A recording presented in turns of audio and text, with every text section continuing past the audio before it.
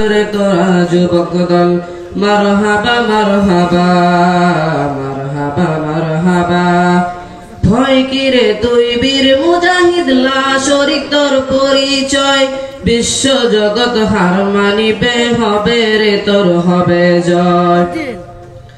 ভয় কি রে তুই বীর মুজাহিদ লা শরীক তোর পরিচয়, বিশ্ব জগৎ হার মানিবে হবে রে তোর হবে জয়।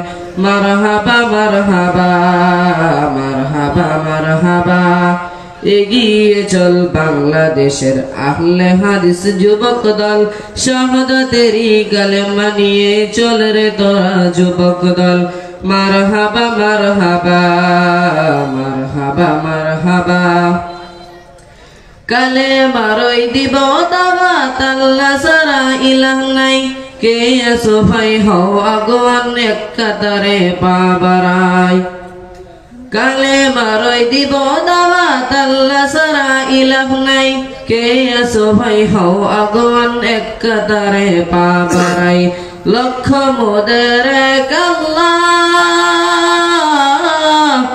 লক্ষ মোদের এক আল্লাহ, বহুইলার পতন চাই। মুহাম্মদ রাসূল মোদের আল্লাহ সারা মাবুদ নাই, মুহাম্মদ রাসূল মোদের আল্লাহ সারা মাবুদ নাই। মারহাবা মারহাবা মারহাবা মারহাবা। এগিয়ে চল বাংলাদেশের আহলে হাদিস যুবক দল, শাহাদাতেরই কালেমা নিয়ে চল রে তোরা যুবক দল। মারহাবা মারহাবা মারহাবা মারহাবা। আসসালামু আলাইকুম ওয়া রাহমাতুল্লাহ। মাশাআল্লাহ। প্রিয় উপস্থিতি, এ পর্যায়ে কোরআন এবং হাদিসের আলোকে অতি মূল্যবান আলোচনা নিয়ে আসছেন আন্তর্জাতিক খ্যাতিসম্পন্ন Islamic scholar brother Rahul Hossain, brother Rahul Hossain Ruhul Amin, Murshidabad Bharat. হুজুরকে ওনার আলোচনা পেশ করার জন্য সবিনয় অনুরোধ জানাচ্ছি।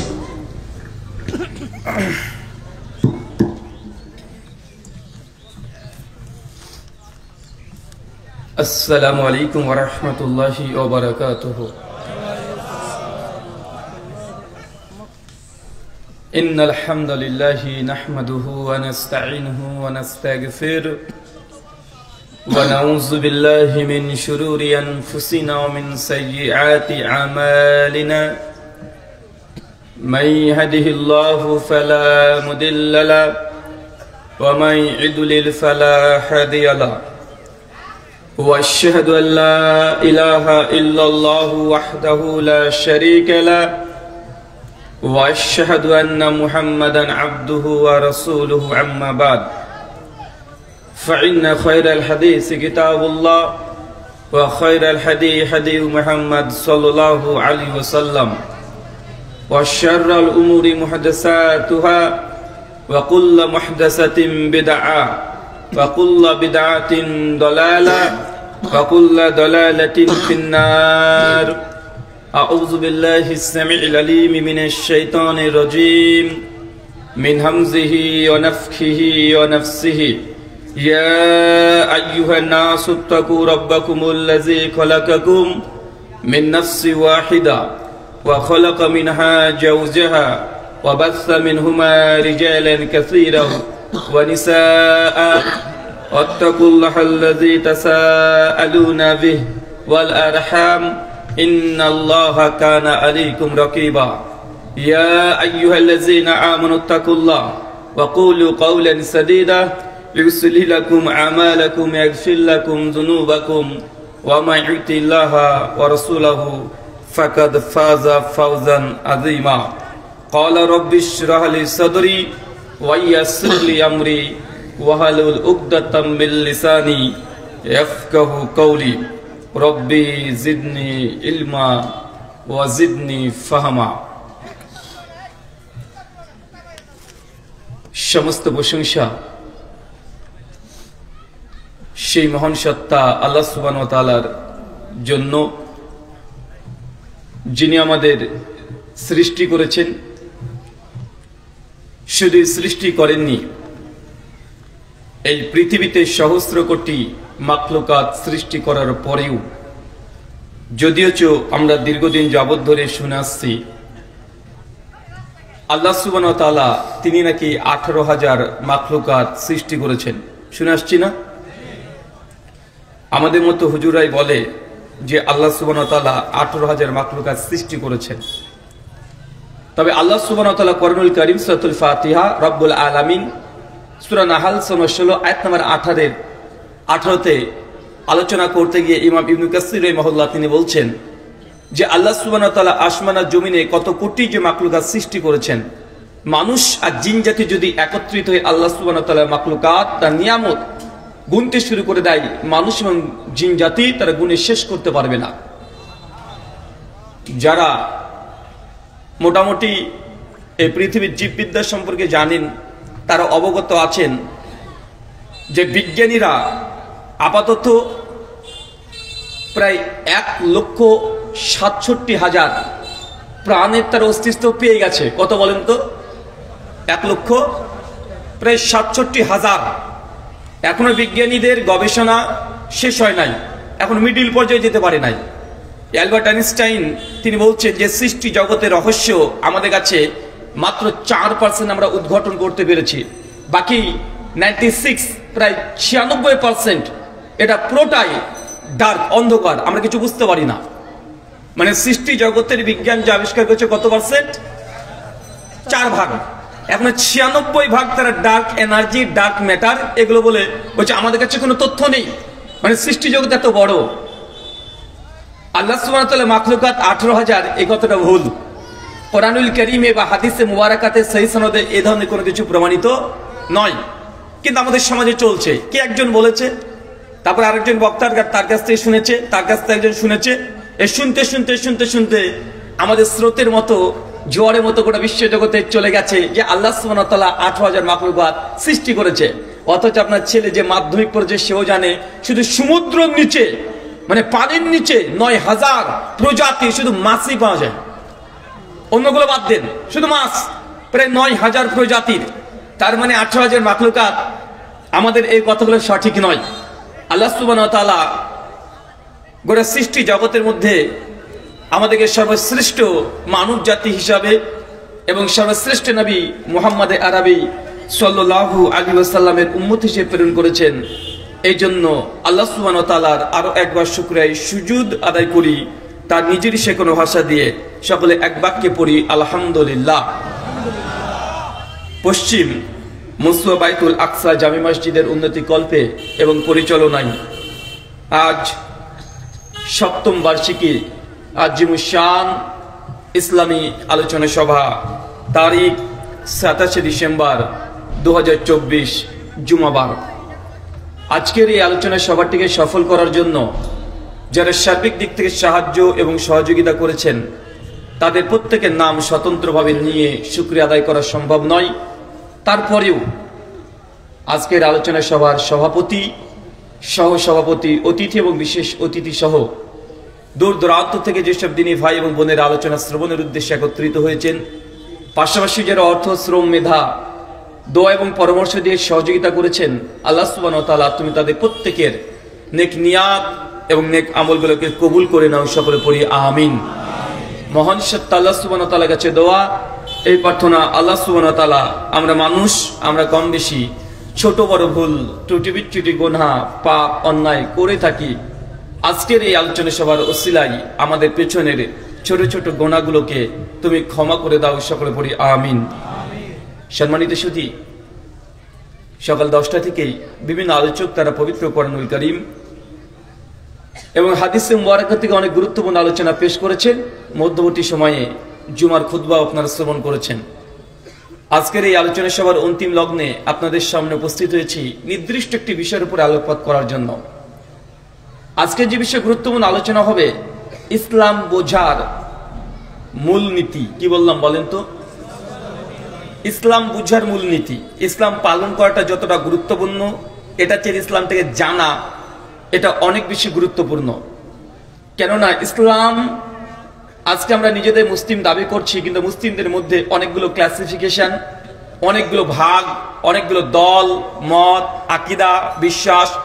অনেক মানুষ মুসলমানের নামেই, মুসলিম নামেই মাজারে চাঁদা তুলে মুসলিম নামেই আরেকজন বলে এই মাজারে চাঁদা দেওয়া যাবে না। কেউ কেউ নিজেকে মুসলিম দাবি করে মাজারে সিজদা দেয়, আরেকটা দল বলছে সিজদা দেওয়া শিরক, যদি দেয় তাহলে জাহান্নামে যাবে। আছে না নাই কথা বলেন? আবার অনেকে বলছে পীর না ধরলে জান্নাতে যাওয়া যাবে না, যার পীর নেই তার পীর শয়তান। আবার অন্য একটি দল বলছে আরে ভাই যার পীর আছে তারাই শয়তান। আছে না? মানে ইসলাম আমরা সকলে নিজেদেরকে মুসলিম দাবি করছি, কিন্তু আমাদের পজিশন একদম 100 ডিগ্রি উল্টো। আপনি যদি পূর্বে আছেন, আমি পশ্চিমে আছি। আপনি যেটাকে নেকির কাজ মনে করছেন, আমি সেটাকে গুনহার কাজ মনে করছি। আপনি যেটাকে ইবাদত মনে করছেন, আমি সেটাকে শিরিক মনে করছি। আপনি যেটাকে সুন্নাহ মনে করছেন, আমি সেটাকে বিদআত মনে করছি। এরকম সমাজে আছে না নাই কথা বলেন? আর আমরা আম জনতা, সাধারণ মানুষ, আমরা বিভ্রান্তির মধ্যে আছি। কেন? আসলে সবই তো হুজুর, সবাই তো 20 বছর 22 বছর 34 বছর ধরে মাদ্রাসায় পড়েছে। শুধু পড়েছে না, মাদ্রাসায় পড়াচ্ছেও বটে। শুধু পড়াচ্ছে না, বরং পরীক্ষাও নেয় শিক্ষককে। পরীক্ষা না পড়ে পাস করায় অথবা ফেলও করিয়ে দেয়। তো দুই দলের মধ্যে তো বড় বড় আলেমরা আছে, সবাই তো 22 হাত 24 হাত পাগড়িও পড়ে। তো দুই দল আলেম, কিন্তু তাদের ফতুয়া একজন বলছে হ্যাঁ, আরেকজন বলছে না। একজন বলছে জায়েজ, আরেকজন বলছে না জায়েজ। এই সমস্যা আছে না নাই কথা বলেন? আসলে এই সমস্যার সমাধান কাকে করতে হবে? কারণ হুজুরদের কাজ ছিল আমাদের যে সমস্যার সমাধান করব, অথচ আমরা এই সমস্যার সমাধান করা বাদ দিয়ে আমরা নিজেরাই সমস্যার মধ্যে মারামারিতে, কাদা ছোড়াছড়িতে ব্যস্ত আছি না নাই? তো আমাদেরকে দায়িত্ব ছিল আমরা সমাধান করব, অথচ আজকে আলেম শ্রেণী যারা আমরা আছি, যারা দায়িত্বশীল, তারাই মতভেদ করছি। আর আম জনতা, আমুন নাস, সাধারণ জনতা, তারা ভাবছে যে কার কথা বিশ্বাস করব। কারণ আমাদের কাছে হুজুর হচ্ছে মানদণ্ড, কিন্তু হুজুরাই যদি মারামারি করে তো কার কাছে যাব? বা এই প্রশ্ন আছে না নাই? তাই আজকে গোটা আলোচনার মধ্যে আপনাকে বোঝানোর চেষ্টা করব, ইসলাম যদি মানতে হয় তাহলে আপনাকে নিজেকেই আগে ইসলামটিকে বুঝতে হবে। ইসলাম কি চায়, ইসলাম কিভাবে মানতে হয়, ইসলাম কি, ইসলাম কেন মানবেন। ইসলাম বুঝতে হলে কমপক্ষে মূল নীতি কিছু আছে। এই মূল নীতি যদি না বুঝেন, আপনি যতই চেষ্টা করেন না কেন, আপনি এই সমস্যার গ্যারাকল থেকে আপনি বের হতে পারবেন না। দেখবেন যখন আপনার গণিত শাস্ত্র শিখেছেন, অঙ্ক শিখেছেন, তখন বডমাস একটা থিওরি আছে, আছে না? বডমাস যদি আপনি জেনে নেন, তাহলে বিশ্বের যত বড় অঙ্ক হোক না কেন আপনি খুব দ্রুত সমাধান করতে পারবেন। পারবেন না? পারবেন। আপনি যদি ক্যালকুলেটর চালাতে জানেন, যত বড় পৃথিবীর যোগ বড় দিক না কেন, আপনার ক্যালকুলেটর আছে, সেকেন্ডের মধ্যে সমাধান করতে পারবেন কি পারবেন না? পারবেন। তাই ধৈর্য ধারণ করে আলোচনা করার চেষ্টা করব। আলোচনা একটা ইলমি আলোচনা হবে। আপনার তাফসীরুল কোরআন মাহফিলে যেমন গান, গজল, সুর দিয়ে আলোচনা, আমার মধ্যে এই তিনটের একটাও পাবেন না। আগে থেকে বলে দিই, অনেকে ভাবতে পারেন হুজুর এসছে ভারত থেকে, মানে ভারতের হিন্দি সিনেমার গান বলবে বা হিন্দি সিনেমার গানের ঢঙে সুর দিয়ে আলোচনা করবে, অথবা গজল বলবে, অথবা বিভিন্ন হাসি কৌতুক এগুলো করবে। আল্লাহি আমি একটাও পারি না। আমি যে কাটা কাটা কথাগুলো বলবো, এগুলো আমার আলোচনা, এটা আমার ওয়াজ, এটা আমার লেকচার, যাই বলেন না কেন আপনার ভাষায়। আপনাকে কিছু শেখাতে চাই, সে বিষয়টা ইসলামকে আপনি কিভাবে বুঝবেন। কেন কবরে আমি যাব, আপনার কথা বলেন, আপনার কবরে আমি যাব? পৃথিবীর যত বড় আল্লাহর ওলি যত বড় হোক না কেন, আপনার কবরে গিয়ে অ্যান্সার করে আসবে? তাহলে পরীক্ষা আপনি একাই দিচ্ছেন, কবরে আপনি একাই যাবেন, অ্যান্সার আপনাকে করতে হবে। অ্যান্সার যখন শেষ হবে তারপরে আপনি বিভিন্ন মানুষকে পেতে পারেন, কিন্তু কবরের প্রশ্নের উত্তর, অ্যান্সার আপনাকে দেওয়া লাগবে। সব বিদ্যা জানেন আপনি, অ্যাস্ট্রোলজি, অ্যাস্ট্রোনমি, থিওলজি, ফিলোসফি সব বোঝেন, জীবনে আপনি কখনো অঙ্কর কিভাবে ভাগ করতে হয় এটা শেখেন নাই। কিন্তু যখন বাপের সম্পত্তি ভাগ করতে হবে, আপনার চাইতে বড় গণিত, চাইতে বড় গণিত শাস্ত্রবিদ, তা আপনি ইসলামটাকে এত কঠিন মনে করে দিলেন। ইসলাম তো অত কঠিন না। ইসলামকে কঠিন আমি আপনি করে নিয়েছি। ইসলাম মানুষকে এসেছে সহজ সরল ভাবে সমাধান দিতে। ইসলাম এসেছে মানুষের মধ্যে ছোট বড় জাতপাত যা আছে সব ধ্বংস করে দিতে। ইসলামের ছোট বড় জাতপাত কিছু আছে? কথা বলেন। কে ধনী, কে গরিব, কে সাদা, কে কালো, কে মূর্খ, কে শিক্ষিত না। আল্লাহর ঘর মসজিদে যখন প্রবেশ করবেন, আমাদের প্রত্যেকের একটা পরিচয় হয় আব্দুল্লাহ, আল্লাহর গোলাম। আপনি যত বড় নেতা, মন্ত্রী, ব্যারিস্টার হন না কেন, যখন আল্লাহর ঘরে মসজিদে চলে এসেছেন, একটা রিক্সা চালকের যা মূল্য, আপনি যদি বাংলাদেশের প্রাইম মিনিস্টার হন আপনারা তাই মূল্য, 1 ইঞ্চিও মূল্য পার্থক্য হবে না যতক্ষণ নামাজে আছেন। সালাম দিয়ে দিবেন, দুনিয়ার আবার যে যে যোগ্যতা আপনার আছে সেই যোগ্যতা ফিরে আসবেন। কিন্তু একবার তাকবীর পড়ে গেলে আমাদের পরিচয় কি? কথা বলেন, কি পরিচয়? আল্লাহর গোলাম আব্দুল্লাহ। আল্লাহ সুবহানাহু ওয়া তাআলা আমাদের বোঝার তৌফিক দান করে, সকলে বলি আমিন। আল্লাহ সুবহানাহু ওয়া তাআলা বলছেন কোরআনুল কারীম সূরা জুমার সূরা নম্বর 39 আয়াত নাম্বার 18, আল্লাযীনা ইয়াস্তামিউনাল কল ফায়াত্তাবিউনা হাসানা উলাইকা আল্লাযীনা হাদাহুমুল্লাহ ওয়া উলাইকা হুম উলুল আলবাব। বাংলা ভাবার্থ, আল্লাযীনা ইয়াস্তামিউনাল কল, যারা মনোযোগ সহকারে কথা শ্রবণ করে। আল্লাহ কি বলছেন? কথা বলেন। যারা মনোযোগ সহকারে কথা শ্রবণ করে, মানে কোরআনের কথা মনোযোগ দিয়ে শুনতে হবে। আপনি যে দূর থেকে আগে থেকে বলেন যে ওরা আলাদা, ওরা আহলে হাদিস, ওরা ওই মাযহাবের, মানে ওরা এই, ওরা সেই, এরা এ বি, এই বুঝে ধারণা করেন আর দূরেই বসে থাকেন, এরা কোরআনের আয়াতের উপরে আমল করা হলো না। আল্লাযীনা ইয়াস্তামিউনাল কল, যারা মনোযোগ সহকারে কথা শ্রবণ করে, মানে আপনাকে কথা শুনতে হবে। কি করতে হবে? কথা বলেন, শুনতে হবে। কে কথা বললো এটা গুরুত্বপূর্ণ নয়, বরং কার কথা বলা হচ্ছে এটা হচ্ছে গুরুত্বপূর্ণ।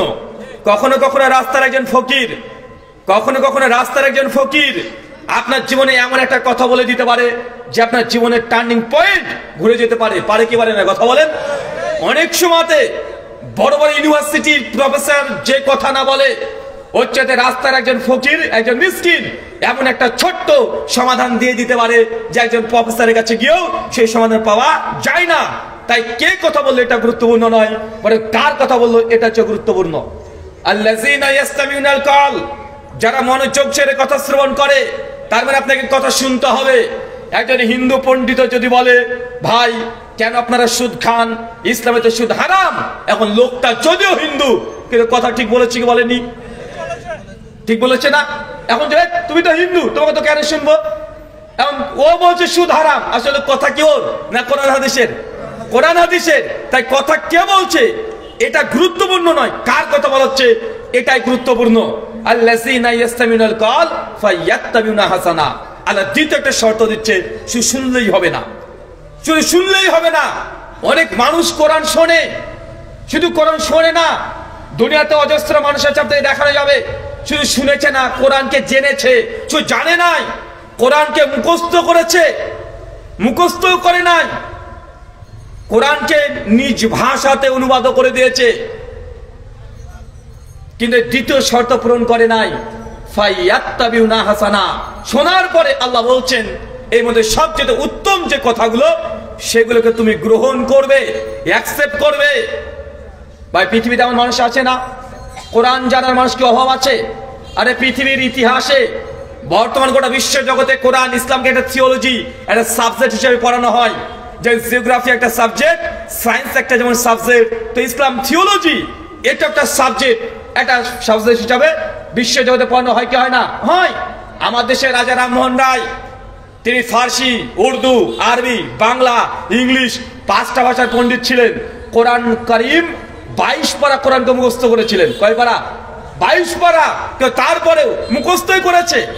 কেন? আরবি ভাষার পণ্ডিত ছিলেন, তিনি ফার্সি বুঝতে পারতেন ভালো, তিনি উর্দু ভাষার পণ্ডিত ছিলেন, হিন্দি, বাংলা, ইংলিশ 5-6টা ভাষার পণ্ডিত ছিলেন। এই জন্য কোরআন মাজিদকে ভালো লেগেছে, পড়তে শুরু করেছে, মুখস্থ করে দিয়েছে। তো মুখস্থ করলে যে নাজাত হবে, কোরআন জানলে যে নাজাত হবে এমনটা নয়। আল্লাহ দ্বিতীয় শর্ত দিয়েছে, ফায়াত্তাবিউনা হাসানা। শোনার পরে, জানার পরে সবচেয়ে উত্তম যেটা সেটা গ্রহণ করার মতো হৃদয়কে উন্মুক্ত রাখতে হবে। হৃদয় যদি তালা মেরে দেন যে না শুনবো জানবো কিন্তু আমল করব না, যদি এমন হয় আল্লাহ কি বলছে? ফাউলাইকা আল্লাযীনা হাদাহুমুল্লাহ, যারা শোনে, শোনার পরে আমল করার জন্য প্রস্তুতি নাই, আমি আল্লাহ এই সব ব্যক্তিকে ধরে ধরে মূলত হিদায়াত দান করে থাকি। আল্লাহ যাকে তাকে হিদায়াত দেন না। আল্লাহ চাইলে আবু জাহেলকে হিদায়াত দিতে পারতেন, আল্লাহ কি হিদায়াত কম ছিল? আল্লাহ আবু জাহেলকে হিদায়াত দিতে পারতেন না? আবু লাহাব, উদবা, সাইবা, ফিরাউন, নমরুদ, হামান, আমাদের মোদিজি, আল্লাহ পারেন না? কথা বলেন, পারেন কি পারেন না? পারেন। কিন্তু আল্লাহ সুবহানাহু ওয়া তাআলা দেবেন এমনটা নয়। কারণ হেদায়েত পাওয়ার জন্য দুটো শর্ত আগে লাগানো হয়েছে। আল্লাযিনা ইয়াসতামিউনাল কল, আগে আল্লাহর কথা তোমাকে শুনতে হবে। শুধু শুনলেই হবে না, মনটাকে খোলা রেখে দাও। যদি মনটা বলে যে শুনবো কিন্তু বাপ দাদা যা করে আসছিল তাই মেনে চলবো, এরকম যদি হৃদয় থাকে তাহলে আল্লাহ সুবহানাহু ওয়া তাআলা আপনাকে হেদায়েত দেবে না। তাই হেদায়েত পাওয়ার জন্য দুটো শর্ত। চাচা কি বলেন তো, কি কি শর্ত বলেন তো? এক, শুনতে হবে। দুই, মনটাকে খোলা রাখতে হবে যে না, যা হক পাবো, যা হাসান পাবো, উত্তম পাবো, আমি গ্রহণ করব। যদিও এই হক কথা আমার নিজের বিরুদ্ধে চলে যায়, আমার বাপের বিরুদ্ধে চলে যায়, সমাজের বিরুদ্ধে চলে যায়, নেতা মন্ত্রীর বিরুদ্ধে চলে যায়, তারপরেও যে হক কথা আছে সেটা মানবো। এই হৃদয় আগে তৈরি করতে হবে। আমি জানি চাচা, যখন আপনাকে হাদিসটা বলা হয়, কেউ যদি জেনে বুঝে 1 টাকা সুদ খায়, মায়ের সঙ্গে জেনা করলে যে পাপ, আপনি একাই সে পাপ করছেন, এই হাদিসটা আপনার হৃদয়কে আঘাত করে। কিন্তু এই কথা শুনতে হবে আপনাকে, কারণ এটাই আহসান, এটাই হক কথা। আমি জানি যখন সুদের ব্যাপারে আলোচনা করা হয় তখন আপনার হৃদয় একদম চৌচির হয়ে যায়, মনে হয় যে এই আলোচনা কেন চলছে। যখন নামাজের ব্যাপারে কথাবার্তা বলা হয়, বেনামাজিরা তখন ভাবে এত নামাজের আলোচনা কেন করা হচ্ছে, ভেতরটা চৌচির হয়ে যাচ্ছে। কিন্তু জেনে রাখেন এটাই হক কথা। এই হক কথাকে গ্রহণ করার মতো ক্যাপাবিলিটি যদি না থাকে, আল্লাহ সুবহানাহু ওয়া তাআলা আপনাকে হেদায়েত দেবেন না।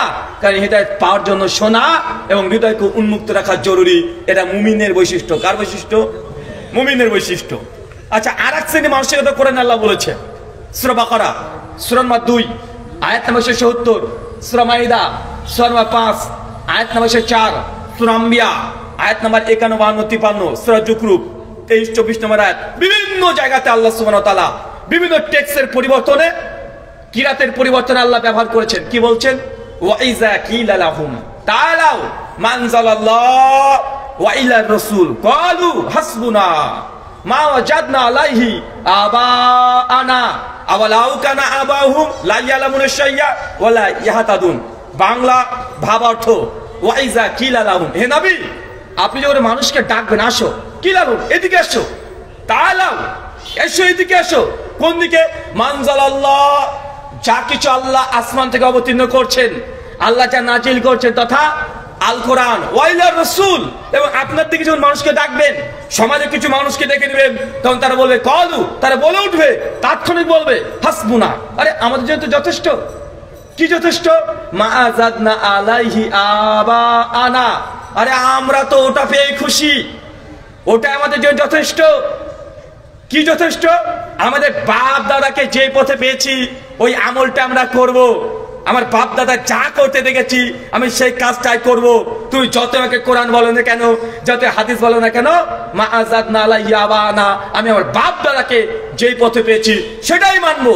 আল্লাহ বলছেন লা ইয়ালামুনা শাইয়া, যদিও তার বাপ দাদা এই বিষয়ে কোনো জ্ঞানী রাখতো না, তারপরেও কি তোমরা বাপ দাদার অনুসরণ করবে?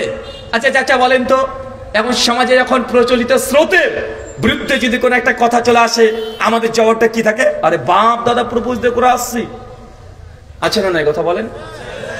এখনই যদি বলি চাচা বাপ মারা গেছে 40 সেখানে দেওয়া যাবে না, এটা বিদআত, আপনি বাহ্যিক দিক থেকে মনে করছেন এটা তো ভালো কাজ, মানুষকে খাওয়াচ্ছি, কিন্তু আপনাকে বললাম বিদআত। আর বিদআতের পরিণতি কি? আল্লাহ নবী বলছেন কুল্লু বিদআতিন দালালা, প্রত্যেক বিদআত হচ্ছে ভ্রষ্টতা। জানি বাপ মারা গেছে 40 খানা দিচ্ছেন, আপনার কাছে মনে হচ্ছে ভালো কথা, ভালো কাজ, কিন্তু আল্লাহ নবী বলছেন, আল্লাহ নবী যে আমল করেনি সে আমল যদি আপনি করেন, এই আমলটা জাহান্নামে যার জন্য যথেষ্ট হবে। তার মানে বাপের নামে 40 খানা করে একজন মানুষ জাহান্নামের যার রাস্তাকে প্রশস্ত করছে। আমি জানি কষ্ট হচ্ছে আপনার, যখন এই কথাই বলবো তখন আপনি বলেন 40 করে তো বাপ দাদা পূর্বপুরুষ দিয়ে চলে আসছে, দুনিয়াতে এত মানুষ করছে, এই কথাগুলো আমরা বলি কি বলি না? আরে বাপ দাদা পূর্বপুরুষদের করে আসছে, আমরা দেখছি। বাপ মারা গেছে মিলাদ হচ্ছে, বাপ মারা গেছে 3 দিন 7 দিন 11 দিন 40 দিন হচ্ছে, এগুলো তো পূর্বপুরুষদের জেনে আসছি, মেনে আসছি। আজকে হঠাৎ করে শুনলাম যে 40 খানা করা যাবে না, যাবে না তো যাবেই না, আবার করলে নাকি জাহান্নামে যেতে হবে। কিন্তু এটাই ঠিক কথা। আল্লাহ নবী বলছেন মান আমিলা আমালান লাইসা আলাইহি আমরুনা ফাহুয়া রাদ, কোন ব্যক্তি এমন কোন আমল করছে যে আমলে নবীর আদেশ নেই, ফাহুয়া রাদ, সে আমলটা বাতিল। সহিহ বুখারী হাদিস না 2697, সহিহ মুসলিম হাদিস নাম্বার 1718, সুনান ইবনে মাজাহ হাদিস নাম্বার 14, আবু দাউদ হাদিস নাম্বার 4604, মিশকাত হাদিস নাম্বার 140, বিভিন্ন জায়গাতে আছে। চাচা কষ্ট পাচ্ছেন? ইসলামটাকে বোঝেন আগে। ইসলাম নিজের বিবেক দিয়ে চলে না। আপনি মনে করতে পারেন ভাই আরে ভালো কাজ একটু বেশি করলাম ক্ষতি কি, এরকম প্রশ্ন আসে না? মানুষকে খাওয়ানো তো ভালো কাজ, ভালো কাজ বেশি করলে ক্ষতি কি? একজন প্রশ্ন করছে আমাকে যে রুহুল আমিন ভাই, এই যে পুজোর প্রসাদ ভাই খাওয়া হালাল না হারাম? আরো জোরে বলেন। কেন রে ভাই, প্রসাদে কি থাকে, হারাম কেন হবে? আরে ভাই খাবার তো ঠিকই আছে, কলা আছে, বেদানা, আঙুর, যতগুলো খাবার আছে দেখা যাচ্ছে মুসলিমের দোকানের থেকে কিনে নিয়ে গেছে। কথা বুঝতে পারলেন? আপনাদের মুসলিমের ফলের দোকান থেকে 10-12 রকমের একজন পণ্ডিত এসে ফ্রুটস গুলো নিয়ে গেছে, নিয়ে গিয়ে দেবী দুর্গার সামনে চলে গেছে, প্লেটে রেখে বলছে ইয়া দেবী সর্বভূতেষু মাতৃরূপে শিশংস্থিতাঃ নমস্তাস্যৈ নমস্তাস্যৈ নমস্তাস্যৈ নমো নমঃ। বলে না? শুধু এতটুকু বলেছে খাবারের সামনে রেখে। এখন ওই প্লেটটাই যদি আপনাকে সে বলে যে দাদা এখান থেকে একটু একটু কলাটা তুলে খেয়ে নেন, আপনি খাবেন? কেন খাবেন না ভাই? কলা কি হারাম চাচা? তাহলে খাবেন না কেন বলেন? দেবীর নামে উৎসর্গ করা হয়েছে, খাবার তো হালাল। খাবার হালাল না? খাবার হালাল, জাস্ট অন্য কারণে উৎসর্গ হয়ে গেছে। এটা যতই হালাল খাবার হোক না কেন এটা হারাম হয়ে গেছে। কেন? শরীয়ত এটা নিষেধ করে দিয়েছে। ঠিক একই ভাবে আপনি যতগুলো আমল করছেন, যে আমলটা নবী থেকে প্রমাণিত নয়, যতই আমলটা ভালো হোক না কেন, আপনি ভালো মনে করে করলে এই আমলটা বাতিল হবে। আপনি যতই বলেন না কেন ভালো কাজ বেশি করলে ক্ষতি কি? চাচা আমরা প্রতিদিন কত রাকাত ফরজ নামাজ পড়ি? আরো জোরে বলেন। 17 রাকাত। তাই আজ কত রাকাত পড়েছেন? আর জুমা কত পড়েছেন? 2 রাকাত। তাহলে কত হলো আজকে? আজকে 15 হলো। তো প্রতিদিন তো জোহর 4 রাকাত পড়েন। এমন কেউ এসে যদি বলি যে ভাই আমি ইন্ডিয়া থেকে এসেছি, জোহরের নামাজ তো 4 রাকাত ফরজ, জুমা হচ্ছে 2 রাকাত ফরজ, তো নামাজ তো ভালো কাজ। তো আজকে আমি জুমা আপনাদের দিকে নিয়ে 4 রাকাত নামাজ পড়বো, জুমা 4 রাকাত। কেউ নামাজ পড়বেন? কেন পড়বেন না? আরে নামাজ পড়া তো ভালো কাজ, নামাজ পড়া ভালো কাজ না? তো পড়বেন না কেন? 4 রাকাত নামাজ পড়বো। আরে আল্লাহর জন্য 4টে সিজদা বেশি হবে, 2টো রুকু বেশি হবে, একটা তাশাহুদ বেশি হবে, ওর মধ্যে দোয়া মাসরা সবকিছু আল্লাহর জন্য হবে। পীর বাবার নামে তো হচ্ছে না। পুরো প্রসেস ঠিক, বিন্দু পরিমাণেও এই প্রসেসে ভুল নেই। নামাজ পড়া ভালো কাজ। আজকে যে 4 রাকাত নামাজ পড়ি, নামাজ হবে না বাতিল? যদি ইচ্ছাকৃত পড়ি তাহলে কবরে ফেরেশতারা আমাকে ঠ্যাঙাবে না জান্নাতের রাস্তা দেখাবে? ঠ্যাঙানো বুঝেন না, মানে পেটানো। তার মানে বোঝা গেল নামাজ পড়েও ভালো কাজ, তারপরেও 4 রাকাত কেউ যদি গোড়ামি করে 4 রাকাত জুমা পড়ে, নামাজ তো বাতিল। তো বাতিল, নামাজের নেকি তো দূরের কথা, গোনা হবে, গোনা তো দূরের কথা, জাহান্নামে তাকে নিক্ষেপ করা হবে। হবে কি হবে না? অথচ নামাজে বলে শ্রেষ্ঠ ইবাদত দুনিয়াতে আর কিছু আছে? কথা বলেন। আচ্ছা বলেন তো মাগরিবের নামাজ ক রাকাত পড়েন? 3 রাকাত। কেউ যদি এখন যুক্তিবিদ্যা দিয়ে বলে এত বড় আমি আল্লাহর ওলি, নামাজ পড়তে আমার ভালোই তো লাগে, নামাজ বেশি পড়লে ক্ষতি বাকি। জোহর পড়লাম 4 রাকাত, আসর পড়লাম 4 রাকাত, এশা পড়বো 4 রাকাত, মাগরিব মাঝখানে তুমি বাবা কেন 3 থাকবে? তোমাকে 4 রাকাত মেরে দিলাম, নামাজ হবে না বাতিল? কেন? শরীয়ত এটাই নির্ধারিত। নামাজ বাড়াতেও পারবেন না, কমাতেও পারবেন না। যতই বলেন না কেন নামাজ তো ভালো কাজ, বেশি করলে ক্ষতি কি? বেশি করলে ক্ষতি এটাই। শরীয়ত আপনাকে অনুমোদন দেয় নাই।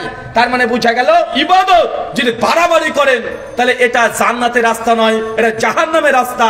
কেন? শরীয়ত আপনার মনের মতো পালন করলে হবে না, শরীয়তে একটা লিমিট আছে।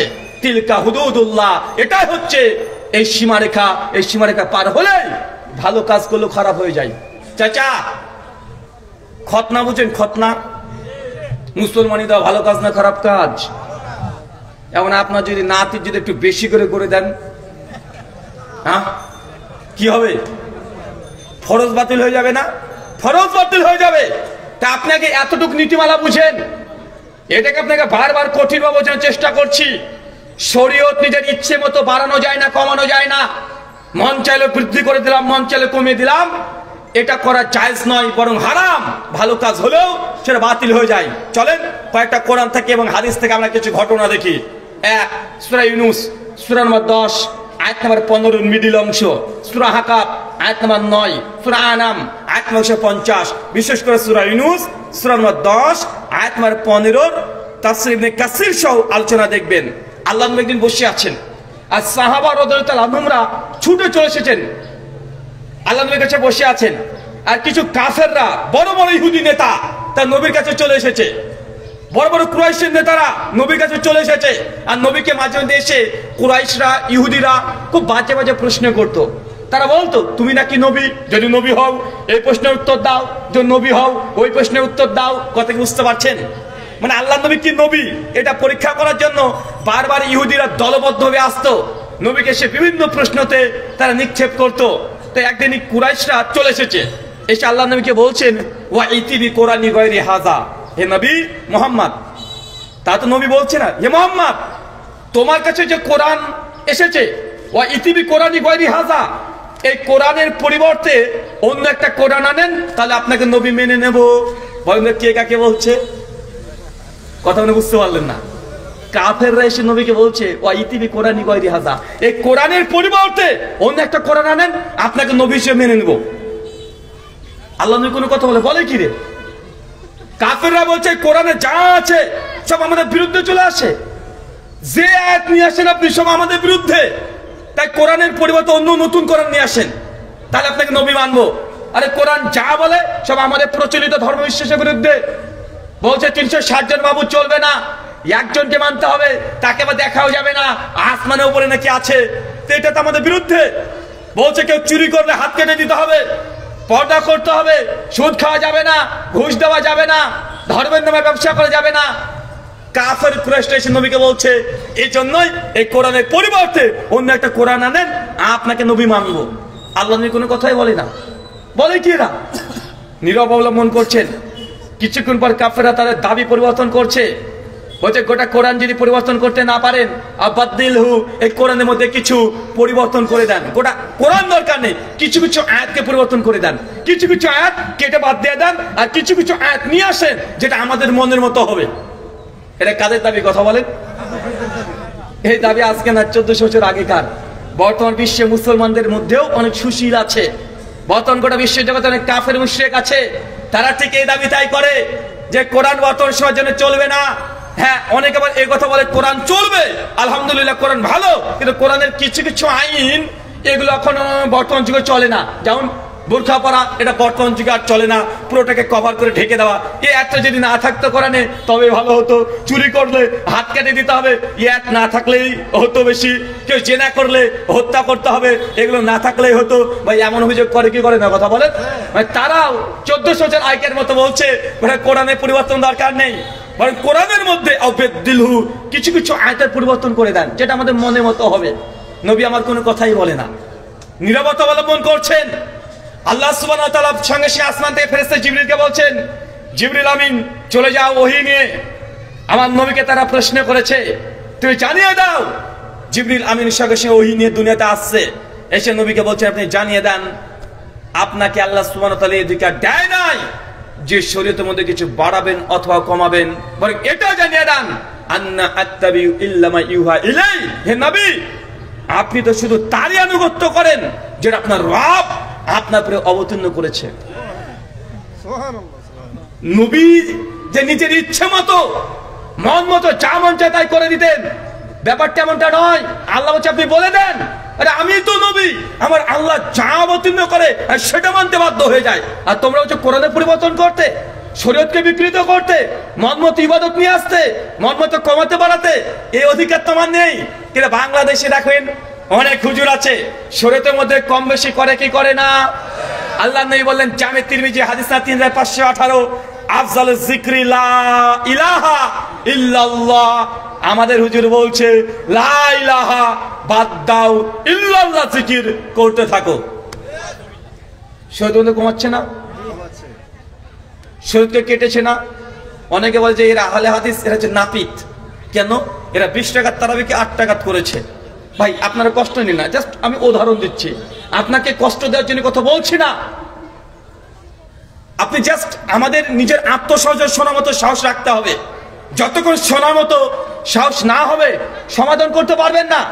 দূর থেকে গালিগালাজ নয়, আমি যে কথাগুলো বলছি আমার ব্যক্তিগত কোনো ব্যাখ্যা থাকলে আমার কথাগুলোকে একটা মানা দরকার নেই, কিন্তু আমার কথার পেছনে যদি কোরআনের আয়াত থাকে, যদি হাদিসে মুবারাকা থাকে, আপনি এগুলো মানবেন না। তাও বলছি ততক্ষণ মানবেন না যতক্ষণ আমার কথাগুলো আপনি নিজের চোখে কোরআন হাদিস থেকে আপনি যাচাই না করছেন, ততক্ষণ মানা দরকার নেই। আমার ব্যক্তিগত কোনো কথা দরকার নেই মানার। আল্লাহ নবী কি বলছেন? আফজালুজ যিকরি লা ইলাহা ইল্লাল্লাহ। হুজুর এখন বলছে না, ইল্লাল্লাহ জিকির করতে হবে। আমি বলছিলাম যে ভাই আমরা যদি নাপিতি হই, কারণ 20 টাকার তারাবিকে 8 টাকা পড়ি আমরা, তো তোমরা যে কালেমাকে অর্ধেক কেটে বাদ দিয়ে দিয়েছো, তোমরা তো বড় নাপিত। তারাবিটা নফল নামাজ, কেউ যদি নাও পড়ে একদিনও, শুধু হুকুমের পরে ঈমান আছে না। তারাবি নবী পড়তেন, তারাবির সাথে হুকুমের প্রতি ঈমান আছে। কেউ নামাজ তারাবি পড়েনি, ভাই সে কাফের হবে। কেউ তোমাকে এই কালেমাকে অর্ধেক করতে কে অধিকার দিয়েছে? লা ইলাহা বাদ, ইল্লাল্লাহ ইল্লাল্লাহ চলছে। আরেকদল বলছে না, ইল্লাল্লাহ এই জিকিরটাও বড় হয়ে যাচ্ছে, তো ইল্লাল্লাহ এই জিকিরটাকে আবার মাঝখান থেকে কাটো, কেটে কি করতে হবে? ইল্লাল্লাহ, ইল্লাহের বাদ দে আল্লাহ পড়ে আছে, জিকির করছে আল্লাহ আল্লাহ আল্লাহ। আছে না নাই? কথা বলেন। আরেকজন বলছে আল্লাহ এই জিকিরটাও যেন অনেক বেশি বড় হয়ে যাচ্ছে, এখন আল্লাহু এই শব্দকে বাদ দিয়ে গোটা আল্লাহটাই বাদ দে, এখন শুধু হচ্ছে হু হু হু করে জিকির করছে। আছে না নাই? কথা বলেন। এই এক কালেমাকে 10 বার কেটেছে, তারপরে আবার আমাদেরকে বলছে আমরাই নাকি নাপিত হলাম। তো বাবা তুমি আবার কে? তুমি আমাদের উস্তাদ, তুমি আমাদের গুরু। আমরা তো ইবাদতে কেটেছি, তোমরা আকীদা একদম কালেমার মধ্যে তোমরা হাত লাগিয়েছো। তাই এদিক দিয়ে অন্ততপক্ষে আমাদের চেয়ে তোমরা বেশি আছো। তারাবি কয় রাকাত 8 না 20, ওই বিতর্কে আমি যেতে যাচ্ছি না। মানে আপনাকে বোঝানোর চেষ্টা করছি, শরীয়ত বুঝেন, নবী যা দিয়েছে হুবহু তাই করতে হবে আপনাকে, ওটাই শরীয়ত। এর চেয়ে ভালো মনে হোক তারপর সেটা করা যাবে না। চলেন একটা হাদিসে মুবারাকা থেকে একটা প্রমাণ দিই। সহিহুল বুখারী কিতাবুস সালাত হাদিস নাম্বার 349, সুনানে আবু দাউদ কিতাবুজ জুমআ হাদিস নাম্বার 1399। আল্লাহর নবীর যে মেরাজ হয়েছে কোনো সন্দেহ আছে? নবী যে সশরীরে মেরাজ করেছে কোনো সন্দেহ আছে? না। আল্লাহ নবী মেরাজে চলে গেছেন, জান্নাত জাহান্নাম সব দেখে আসছেন, আল্লাহর সঙ্গে কথোপকথন করে চলে আসছেন, সমস্ত কিছু দেখে তিনি ফিরে আসছেন। 6 নম্বর আসমানে একজন ব্যক্তি, একজন নবী দাঁড়িয়ে আছে। নাম কি? কথা বলেন। নবী মুসা আলাইহিস সালাম দাঁড়িয়ে আছেন। মুসা আলাইহিস সালামের সঙ্গে সঙ্গে দেখে আল্লাহ নবীকে বলছে, ইয়া রাসূলুল্লাহ, আল্লাহ আপনার উম্মতকে কি দিয়েছে? আল্লাহ নবী খুশি খুশি মনে বলছে, ফারাজা খামসিন সালাতান, আল্লাহ আমার উম্মতের জন্য 50 ওয়াক্ত সালাত দিয়েছে। কত ওয়াক্ত চাচা? 50 ওয়াক্ত। মুসা সালাম শুনে অবাক, বলে কি 50 ওয়াক্ত? ইরজে, যান ফিরে যান, ইলা রাব্বিক, রবের কাছে যান, ইবাদত কমিয়ে আনেন, আপনার উম্মত 50 ওয়াক্ত পারবে না। আল্লাহর নবী তিনি আবার চলে গেলেন, আল্লাহ সালাত কমিয়ে দাও, উম্মত পারবে না। আল্লাহ 5 ওয়াক্ত কমিয়ে দিলেন। নবী মুসা আবার ধরেছে, সে সময় কত কমিয়েছে? তো এত কমিয়েছে। মুসা নবী আবার হচ্ছে ইরজে, আবার যান, যান ফিরে যান, ইলা রাব্বিক, রবের কাছে যান। এখন আপনার ইবাদত এই 50 এর মধ্যে 45 করতে পারবে না, নামাজকে কমিয়ে আনেন। এখন নবী মুসার কথা শুনে বারবার আল্লাহ নবী যাই আসে, সর্বশেষ এসে দাঁড়িয়েছে 5। কত চাচা? 5 ওয়াক্ত। মুসা ইসলাম বলছে কত? বলছে আর 5 আছে। নবী মুসা বলছে আবার একবার যান। আমাদের নবী বলছেন যে মুসা, আমি লজ্জাবোধ করছি আমার রবের কাছে যেতে, যে আমার উম্মত 5 ওয়াক্ত পারবে না, লজ্জাবোধ করছি, আমি আর রবের কাছে যেতে পারবো না। আপনারা মনে করছেন আর একবার গেলেই হতো, আর একবার যদি যেত নবী মুসার কথা শুনে, তাহলে প্রতিদিনে 5 ওয়াক্ত থাকতো না, শুধু জুমার নামাজ থাকতো, তাই না ভাইজান? মানে একবার যদি যেত তাহলে আমাদের জন্য অনেক বেশি ভালো হতো। আল্লাহ সুবহানাহু ওয়া তাআলা জানিয়ে দিলেন সঙ্গে সঙ্গে, হে রাসূল, যারা 5 ওয়াক্ত সালাত আদায় করবে, হেফাজত করবে, তাদের আমলনামায় আমি আল্লাহ 50 ওয়াক্তের নেকি লিখে দেব। 5 ওয়াক্ত 50 ওয়াক্তের নেকি। আপনি জানেন এই ঘটনা কোথাকার? এটা দুনিয়ার না, কোথাকার? আসমানের। নবী মুসাকে চেনেন? তিনি এমন একজন নবী, তার মেজাজ অন্যান্য নবীদের চেয়ে খুব উঁচু মানের ছিল। নবীদের মধ্যে 3 জন, এক মুসা, এর সঙ্গে উম্মতে মুহাম্মদীকে যদি মেলান ওমর বিন খাত্তাব, মেজাজ অনেকটা কাছাকাছি। 2 নবী ঈসা, উম্মতের মধ্যে ওসমান বিন আফফান, অনেকটা কাছাকাছি, মানে নরমতার দিক থেকে। কথা বুঝতে পারছেন তো? মুসা নবী আসমানে আছে। সহিহ বুখারী 1348 নম্বর হাদিস আছে, নবী মুসা আলাইহিস সালামের মৃত্যুর সময়তে আল্লাহ সুবহানাহু ওয়া তাআলা মালিকুল মউতকে পাঠিয়েছে, যাও, নবী মুসার সময় শেষ হয়ে গেছে, তার রূহটাকে কবজ করে নিয়ে এসো। মুস্তাকিল হাকিম 1709 নম্বর হাদিস, মালিকুল মউত মানে আপনার ভাষায় আজরাইল ফেরেশতা ঘরে ঢুকেছে কিন্তু সালাম দেয় নাই। মুসা আলাইহিস সালাম ঘুমাচ্ছেন, গিয়ে এবার খুঁজে খুঁজে ডেকেছে। মুসা আলাইহিস সালাম ঘুম থেকে উঠে দেখছে যে সামনে মালিকুল মউত বসে, সালাম কালাম কিচ্ছু নাই, আর ঘুম থেকে ডেকে তুলেছে। মুসা আলাইহিস সালাম উঠে ঠাঁটে এক থাপ্পড়। কাকে বলেন তো? আজরাইলকে, মানে মালিকুল মউতকে, মানে যে ফেরেশতাকে দেখে সবাই থরথর করে কাঁপে, মুসা আলাইহিস সালাম তাকে থাপ্পড় মেরে দিয়েছে। সহিহ বুখারীর বর্ণনা, যে তার ডান চোখ একদম মানে চোখ থেকে বেরিয়ে এসে নিচে গড়াগড়ি খেলতে শুরু করেছে। যে থাপ্পড়, চোখ বেরিয়ে গেছে, থাপ্পড়ের জোর কত ঝুলে দেখেছেন? মালিকুল মউত ছুটতে আল্লাহর কাছে চলেছে, আল্লাহ কার কাছে পাঠিয়েছো? আরে দেখাও সারা, মারাও সারা, কার কাছে পাঠালে? সূরা হুদ 25 থেকে 40 নম্বর আয়াত। মুসা আলাইহিস সালাম একদিন দুপুরবেলাতে গরমে রাস্তাতে যাচ্ছে, টেনশন, হেঁটে বেড়াচ্ছে, সামনে দেখছে মুসা আলাইহিস সালামের গোত্রীয় কিছু ভাইদেরকে অন্য গোত্রের মানুষ এসে ঝামেলা করছে। মুসা আলাইহিস সালামের মেজাজ এমনি খারাপ আছে, দেখছে তার ভাইদেরকে অন্য গোত্রের মানুষ এসে মারামারি করছে, বকাবকি করছে। মুসা আলাইহিস সালাম হন হন করে হেঁটে গিয়ে একজনকে কলার ধরে এক থাপ্পড় মেরেছে, উল্টো পড়ে ওখানে স্পট ডেট। কে বলেন তো এটা? কে এটা? নবী মুসা। দেখেন মানুষকে মেরেছে একটা, আসমানের নবীকে ধরেছে, আবার জমিনে ফেরেশতাকেও মেরে চোখ বের করে নিয়েছে। সবাই হয়েছে, এখন বাকি কে আছে? কে আছে? মানুষ হলো, নবী হলো, ফেরেশতা হলো, আর আছে কে? এখন আল্লাহ। কে আছে?